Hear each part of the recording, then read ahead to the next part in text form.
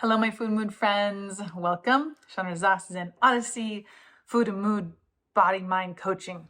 I'm loving my new tagline. It's really great. But I'm not going to talk about my tagline today. I want to talk about the cost of being judgmental.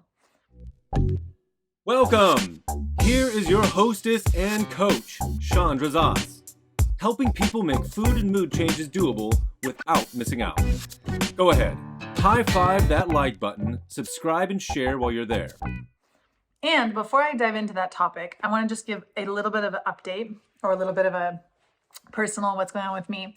I am living in Reno and it has been an unusual snow year. There's lots of snow. So I've been actually really loving it. I am finding that the snow is just magical and beautiful. I really love it. And it's canceling a lot of school. And so we're getting these messages in the morning that 2-hour delay. And this morning we got the message schools county-wide are canceled. And there's a part of me that wants to jump into being judgmental and being like, there's not even that much snow outside. How could they close schools? This doesn't make sense. And judge their decision, whoever they are. I don't even know who actually makes the decisions. It's not the schools, but judge the decision that they're making and think that it's wrong because it inconveniences me and it's not what I want and it's not what I would prefer. But does being judgmental help? Does it help that I get into judgmental mode and judge that they're making a wrong decision? And the answer is no, it doesn't really help. And so I want to jump into my topic today, the costs of being judgmental. It's something that I have both really worked on in myself in my early 20s. I was home from college and remember sitting at the bar in my parents' kitchen, and my dad dropped something, and I remember watching him berate himself and yell at himself and call himself stupid, and I think he called him, "Oh, you big dummy." He shared his thoughts out loud, which were very judgmental towards himself. And it was this aha moment for me because I always really felt like I was always doing a lot of things wrong and I wasn't being a good kid. And many of us grow up with this whole right or wrong, good or bad, good girl, bad girl thinking. And then as I watched my dad berate himself, I was just oh my gosh, these judgments, this mindset in my brain and how I've always felt, it's not about me. It's the voice of my dad. It's him. We all grow up in our families and in our culture with these shared mindsets and these ways that we learn how to be human. And depending on how our parents thought and talked to us and taught us how the world worked, and then how movies and marketing and schools and whatever our brains are exposed to, we acquire these mindsets, these types of thinking right or wrong or good or bad, and we take them on. That's how we learn to adapt and survive in the world. And the truth is that when we're in this kind of mindset, it creates a lot of unnecessary suffering. And so this is a place where I really start with many of my clients is in questioning. A lot of times we so freely say good or bad or right or wrong. And I really like to catch those and question, well, is there a right or wrong way to do this? Maybe there's many ways to do it. Maybe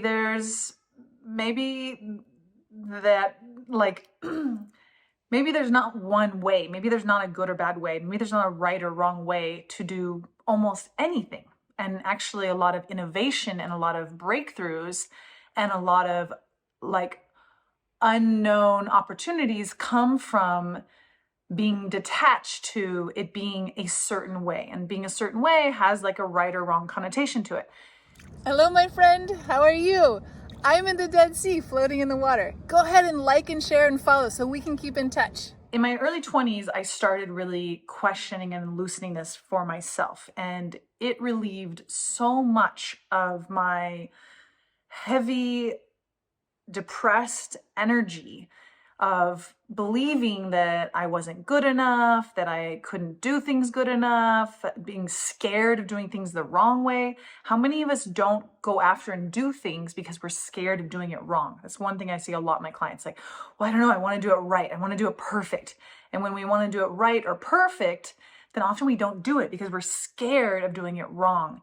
And so often, like, a lot of my clients are entrepreneurs and they're business owners and they're trying things and they're figuring things out. And one of the big breakthroughs is like, well, what if it just has to be B- work? What if it just has to be good enough to put it out there, good enough to do it, good enough to just get the energy moving and try things? And yes, maybe sometimes it will fail and oftentimes it will fail, but to go after it anyway and be willing for it not to be the right way or for it not to be good enough, but just to move energy. Like, in order to take action, to take massive action, to create beautiful relationships, successful businesses, healthy children, we need to let go of this doing it right or doing it being good or perfect. There's many like little like sub mindsets to this. But interrupting this and questioning this and loosening these mindsets is so relieving. I mean, when we're in this judgmental mindset, we feel guilty, or we make other people feel guilty, or we feel shame, or we feel, because oftentimes we're doing this to ourselves, we're doing it to others. Like, how we talk to ourselves is often how we talk to others. So when we're being judgmental towards others, there's almost no way that we're also not talking to ourselves like that. Just like my dad was like talking to himself like that, like he talked to me. So loosening this judgmental mindset and opening to possibility and opening to an openness of allowing there to be more than one way. It's actually something that I'm struggling with my partner. My partner has been going through a rather hard time lately. He's going to be editing this video. Thank you for editing my video. And he has been going through a hard time. And so I'm really working on giving him a lot of space.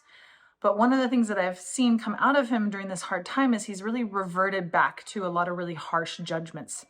And so he's like at his like kind of wit's end. He's like kind of in survival mode, and like where he's coming from often when he interacts with me is like this very right or wrong. Like I can give you like the example of last night. He thought that I had turned the heater up, but he snapped at me.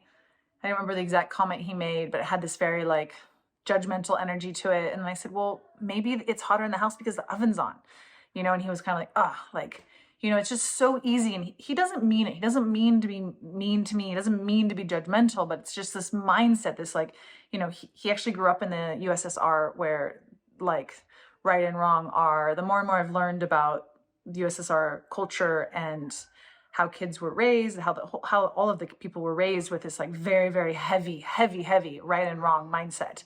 So for him, it's even more extra hard. It's like even more instilled in him, oftentimes in like a lot of like where I have circulated the last decade or two is like in more of the like hippie California, let kids be more free. And, that also has its own downfalls, but it's not so heavy in the right or wrong, even though it's still really sprinkled in. I listen to parents and how they're really trying to be more gentle, but oftentimes they're like manipulating kids with like approval and these mindsets. And so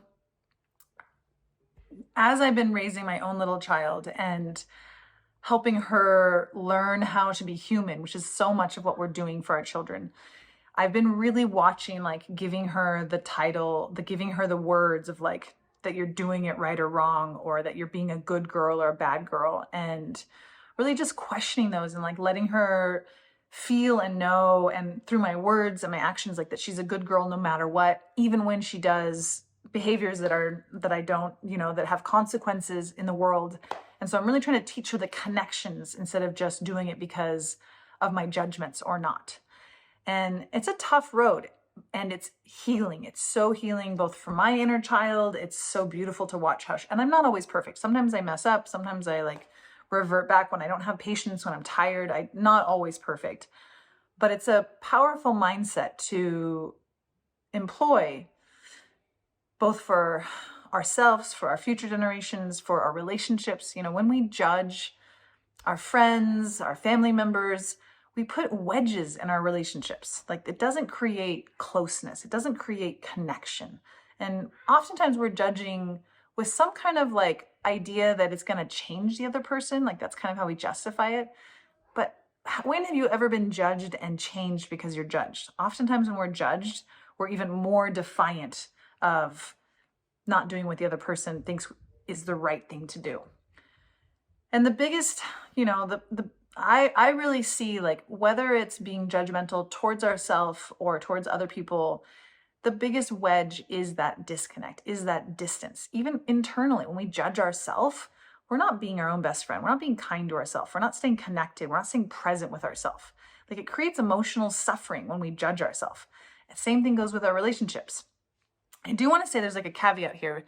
When there is a place that judgments are useful, and it's specifically like in a working environment where there's like expectations of like fulfilling a role, meeting numbers, certain levels of performance. There is an element of judgment that's important. That's a way to help the business thrive and grow. There's a way to do it that is not emotional. There's a way to do judgment with like objective and like kind of like looking at the numbers, and like, it doesn't mean that the person is bad, but their person's actions haven't created the results that is in the job description. Same thing goes for like a kid, like if kid is standing on top of the fence, which actually happened to me, that is a time where it's really useful for a parent to be judgmental of like, hey, this is not a safe situation. So there's moments where it is really useful. So I'm not saying that all judgments are bad or wrong or costly. Sometimes they are actually beneficial to have judgments. So deciphering when is which. So what I want to offer you is to question when you hear your brain say that something is right or wrong, or it should be right, or it should be this way, or that's, judgment, like that's bad, or, those judgmental phrases that are often really short and simple. Check in with yourself and see if you're feeling judgmental when you have those thoughts. And, judgmental has this like kind of like hard, kind of like downward looking, has this kind of like aggressive, has this like kind of closed heart. There's a energy to judgmental that you can become aware of in your body. Yours might be a little bit different. That's how I feel judgment in my body. There's a way to catch that emotion. And when you feel that, to bring attention to it, I like to say like flag that emotion, flag that physical vibration. And then you can question like, okay, is this serving me? Is this serving my relationship? Is this getting what I want from this exchange? Is this helping myself? Is this helping my relationship? Is this helping, the stranger that's driving their car, passing me on the left side? Does it help? Does it serve? Does it help to judge? And just this kind of like awareness is bringing this awareness into that nanosecond, into that thought and feeling, that behavior, can help loosen it, can help shift it. And when we let go of like the ways of being that are judgmental, that are not serving us, we're going to feel a lot better. We're going to feel lighter. We're going to relieve a lot of that unnecessary suffering. And we're also going to have closer relationships, which is really what most of us all yearn for, is that tribal, connected, loved, appreciated, valued feeling.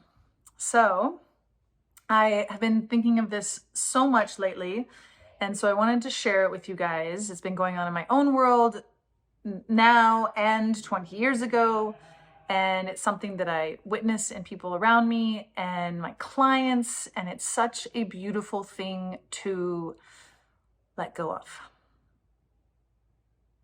Yeah. You know what else happens with food and mood, food and stress?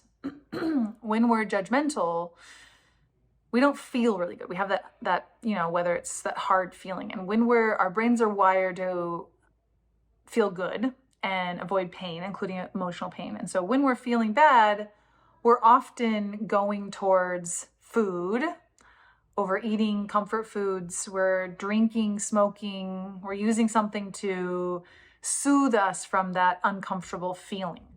So it's also a really useful thing if you're wanting to show up for yourself better and healthier and take care of yourself better, that to question that judgment and not create that yucky feeling that makes you want to eat or drink or smoke. That really helps.